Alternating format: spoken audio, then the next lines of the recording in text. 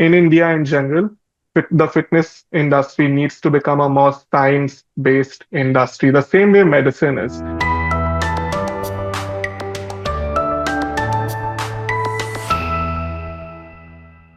Hello and welcome to another episode of 8.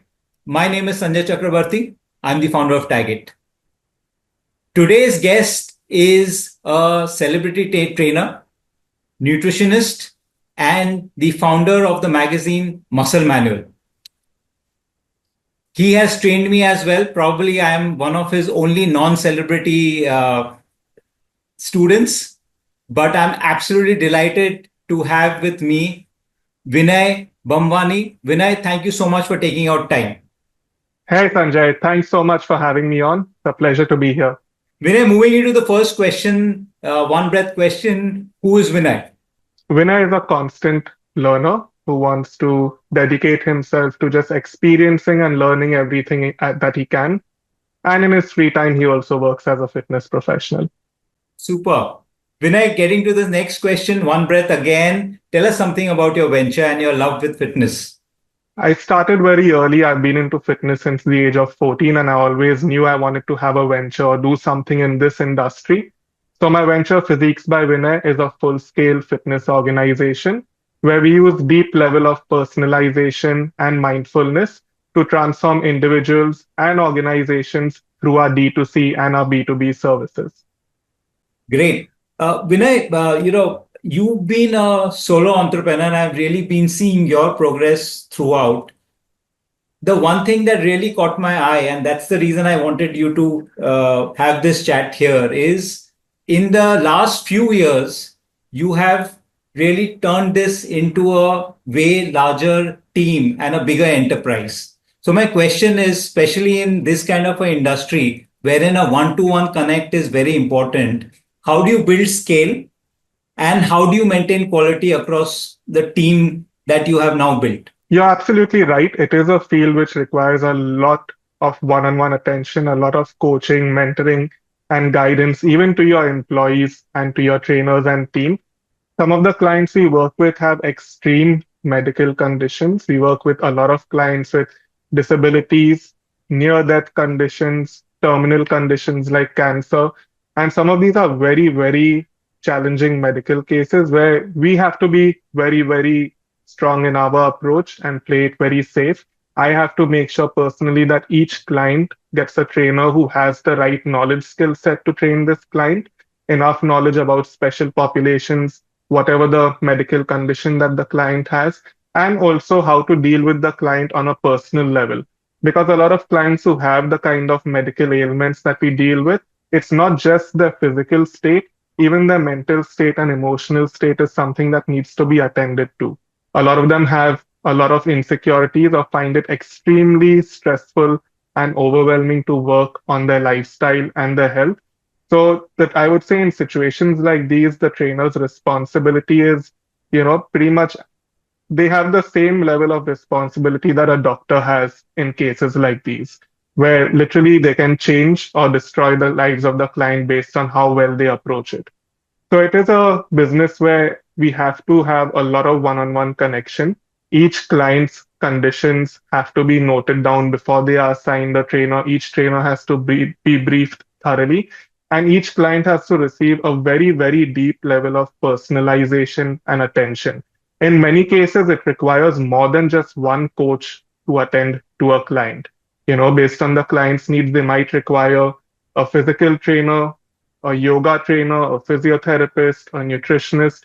There are so many different aspects to health and fitness that you have to be very sharp. You have to have a very strong team. So as we've personally scaled up at Physiques by Vinay, this has meant hiring trainers who don't just have medical knowledge and knowledge to train clients, but also have the skill set to help out in the back end and management level positions of the organization. Because we are a very specific organization where only trainers can do client management, feedback calls, even sales calls. The trainer has to do everything, not just training the client, but all the back end management. It's a role where, it's very difficult to find and build the right team of trustworthy people who have these multifaceted skill sets. So it is a slow process. It's a business that you can't just scale up overnight, even if you have a massive amount of money to invest. It's a business that you have to build up at a slow and sustainable pace to make sure that you do it right and you serve your customers the quality and the personalization that they require. So, tell me, Vinay, where do you find the talent from? And do you hire based on certification that they have? And how is the ongoing training of the trainers that you hire? How is that process? So this is a bit of a lengthy process, but I'll try to tell you in as brief as possible. We mostly get in touch directly with the certifying institutes like ACSM, where the trainers do their studies, earn their certifications and qualifications from. And we try to tie up with these institutes. So these institutes will send us referrals and profiles of candidates that have just passed out or just completed their courses and their degrees. And we'll select the best trainers from them, probably trainers who are on their third or fourth certification and who have a few years of experience. We have a very, very detailed interview and vetting process. Each candidate is put through at least three interviews. In the first interview, it's a basic 15 to 20-minute introduction about themselves. The second interview will be conducted by one of my senior or head coaches, where they'll ask questions about technical knowledge, health and fitness, nutrition, supplementation, to make sure that the candidate's technical knowledge is up to date. The third interview will be with my HR head, who will ask them a little bit more about their personality, make sure that the trainers are professional, they have good communication skills, good client engagement skills, and also a good emotional understanding to read and manage their clients well. After, if a candidate gets through all these three stages of the interview, then they have to give me a demo workout where I will role play as a client with advanced medical conditions. And we make sure that each trainer, if they get through all these stages of the interview and we hire them, even after that, they have to go through 1 month of a training period where we'll upskill them, coach them, and keep them up to date about our company processes. Because apart from the basics that they will learn in many certifying institutes and wherever they get their degree from, we as a company have our own processes on how we track our clients' progress, how we make sure that each client is seeing results. And so we have to upskill and teach the trainers these additional skills. In many cases, it also means giving the trainers training in terms of soft skills and also tech and software training to teach them how to utilize tools to make their client's fitness journey more smooth. Excellent. Vinay, my question goes on the other part is, and the initial stage especially, wherein this whole industry is quite crowded in a way. And you have a lot of these influencers and people coming in and sharing anything and everything to do with fitness. And seldom someone goes in and checks as to what is their background or, from what position are they giving all this information. In this kind of a environment, which is so disorganized, how do you create a brand? How do you create a differentiation? Today, everything that is viral is practically taken to be the truth. So how do you create, all the effort and organization that you have? How do you differentiate it? So there's a lot of points to address in what you just said. Firstly, this is a highly unorganized industry, right? There's no regulating body. Just about anybody can come in, say that they are a fitness influencer or a coach and start selling health and fitness services. So a regulation is a bit of a challenge. We need more regulation in this industry. We need more certifying bodies, and we need a little bit more oversight because it is a field where, people's long-term health and wellness is at risk. Like I said, there are clients who have some very advanced medical conditions and they need support from a really good and credible trainer who can specialize in their case. So regulation is one aspect of this. The other thing is social media has made it so easy to go viral that, sometimes people who they might have a very unique approach to fitness, even though it might not be grounded in science, just because of the right buzzwords and keywords used in their videos, clips can go viral. And it is also a consumer awareness problem. In fact, one of the biggest challenges is that the consumer doesn't know what to look for in a trainer or in a nutritionist. right? How does the consumer know whether a trainer or a nutritionist is trustworthy? Consumers or clients in my 12 years in this industry, only one or two clients have asked me where have I got my certifications from. Even if I answer that question, they don't know the names of the certifying institutes to really cross check or know whether that's a good institute or not, right? It's a very niche industry.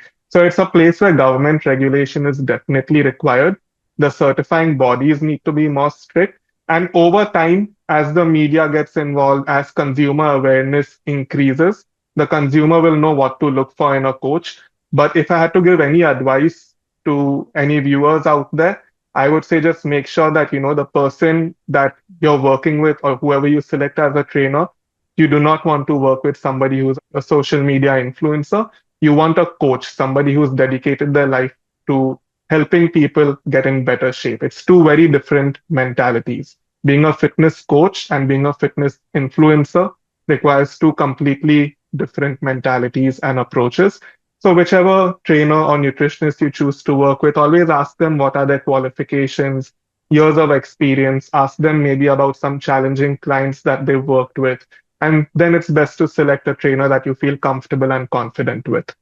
Vinay, changing tracks, and in the last 1 year itself, there have been a lot of these reported news of, especially on entrepreneurs or even employees who are in the age group of 40 to 50, who've had significant medical conditions, including people who otherwise are extremely fit. I mean, the name that comes to my mind is Nitin Kamath, who is otherwise was extremely fit, and it was quite a shock to see someone like him with a heart condition. And there have been several deaths as well. Let's take the recent Mumbai marathon as well.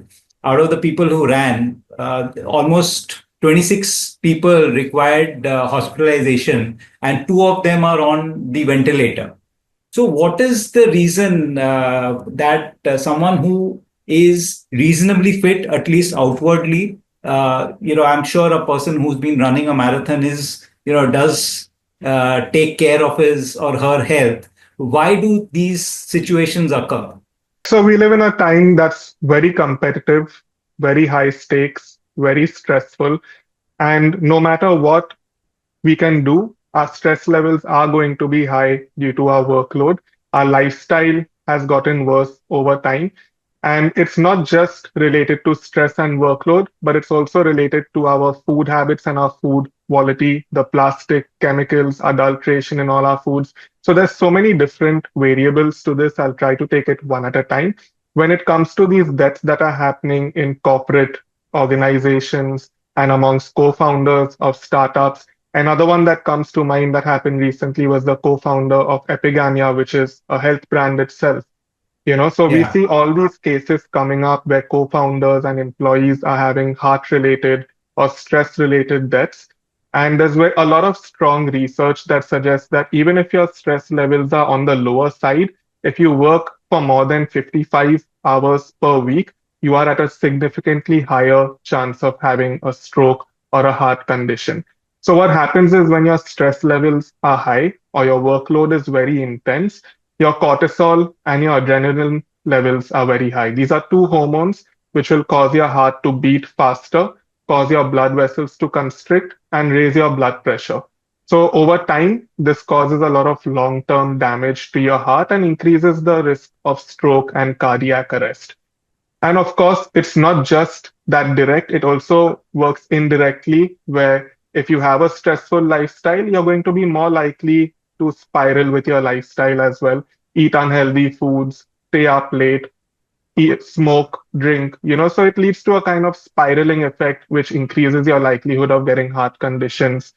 Then there's also the mental health stigma, where mental health is a very, very new topic in India, and people are not willing to talk about it as openly.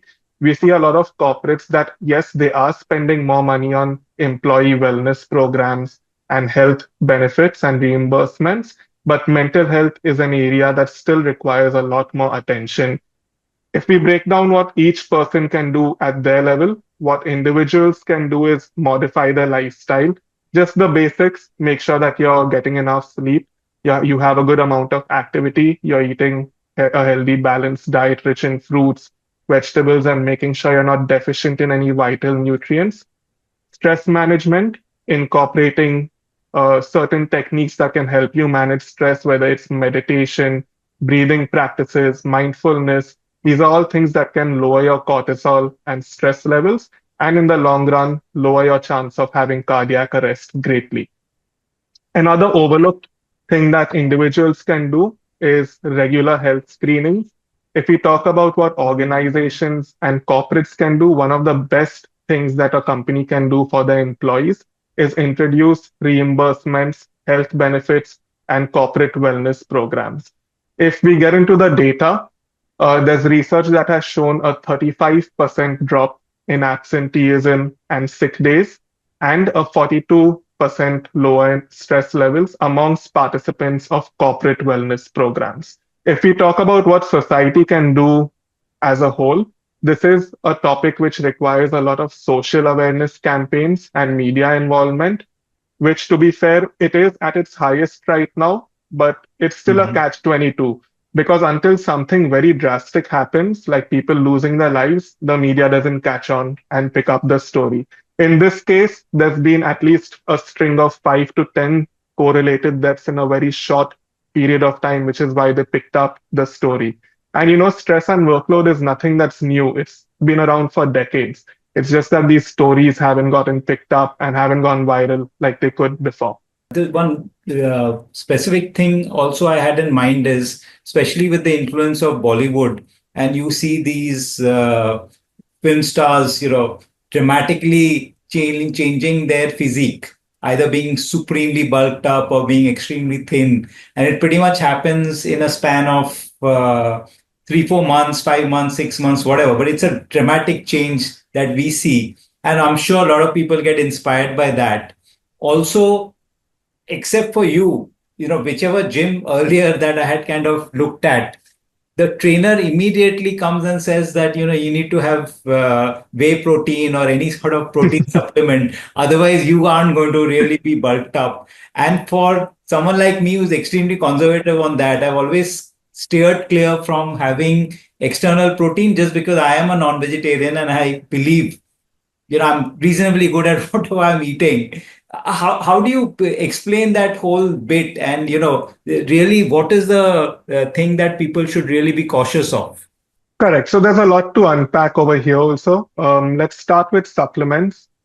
Most supplements are going to have some kind of synthetic artificial compounds in them, chemicals or artificial flavoring, it might be, but almost every supplement has them. So even if you're going for something as simple as whey protein, it's best to go for an organic whey protein, which has absolutely no chemicals, no preservatives, and no artificial flavoring.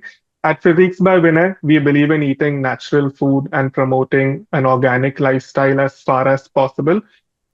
The reason why a lot of trainers recommend supplements is because they have a lot of knowledge when it comes to training and working out, but they don't have as much knowledge, or they aren't certified when it comes to nutrition, right? A nutritionist requires a 3-year degree and to be a registered dietitian with the government. And of course, in 3 years, you're going to have a much more in-depth understanding of how nutrition works. Whereas a personal training certification is usually 3 months to 6 months long. It's 90% focused on training and anatomy and 10% focused on lifestyle and nutrition, right? So this is why you should always work with a specialist trainer for your workouts, a specialist dietitian for your nutrition. And I would say nobody really requires supplements unless you have some very strong medical conditions that limits your intake of certain foods, right? You can get all your nutrients from natural food, and it's best to limit anything that involves chemicals, synthetics, and preservatives. In India, it's also a mindset issue where people want shortcuts, which is why they think, and it's the way supplements are also promoted, right? The brand is going to sell it to you as a shortcut to reaching your goals. And people want shortcuts. So it's like um, hook, sink, and bait. They're getting lost in marketing gimmicks and going for supplements that you would see the same results if you got those same nutrients from natural foods. Your body isn't going to be able to tell the difference to a great degree once it's all broken down into tiny molecules for processing and digesting in your body. So it is also a mindset thing. In India, we tend to not look for credibility. We tend to believe influencers, actors, celebrities, and rumors rather than credible science. So it requires a bit of a mindset shift where in India in general, the fitness industry needs to become a more science-based industry, the same way medicine is. Because I would honestly say that fitness is equally, if not more important than the pharma and medicine industry. A doctor can only help you once you have a serious ailment and it's gone too far and you need some serious intervention. But if you have a good coach, a good trainer, a good nutritionist, they'll make sure you never get to that point and never have to see the inside of a hospital. I hope people watching get this in their mind clearly. Vinay, getting to the last question, really one breath. Where do you see your venture 8 months from now and 8 years from now? Eight months from now, I would like to increase our outreach globally, launch new programs, increase our impact on corporate wellness, and help more people get in the best shape of their lives. 8 years from now, tricky question. So we already train individuals and NRIs from all across the world. I mean, every country in Europe and other places as well. But I would like to have that same global outreach for my B2B and my corporate wellness services as well 8 years from now. Very, very interesting. Now, Vinay, and before we sign off, I specifically wanted to tell everybody that, my big task that I had, or rather big ask of my training to you was that, I always wanted to do pull-ups and I could never do that till the time you Oh, I didn't, remember that. I yeah, remember it's till that. date. It's something that I really love doing. That's the first thing I would go and do just to see that whether I can still do it or not. And so yeah, thanks so much for that. And I think you're doing an incredibly good job. And I'm just glad that you were able to come here and spend time and give some outstanding nuggets, which hopefully will help keep a lot of people watching this extremely fit. Awesome. My pleasure. Thank you so much for having me on and keep those pull-ups going. It's a lifelong skill. It's something which once you develop, I know you have that itch every time you see a pull-up bar, you feel motivated to go and try it out. So keep that going because once you lose that momentum, it's always very hard to get back on track. I would say that's one key takeaway I would have all your audience leave with is be as consistent as you can once you have momentum going with your health and fitness journey. Make sure nothing gets in the way and you don't slow that momentum down.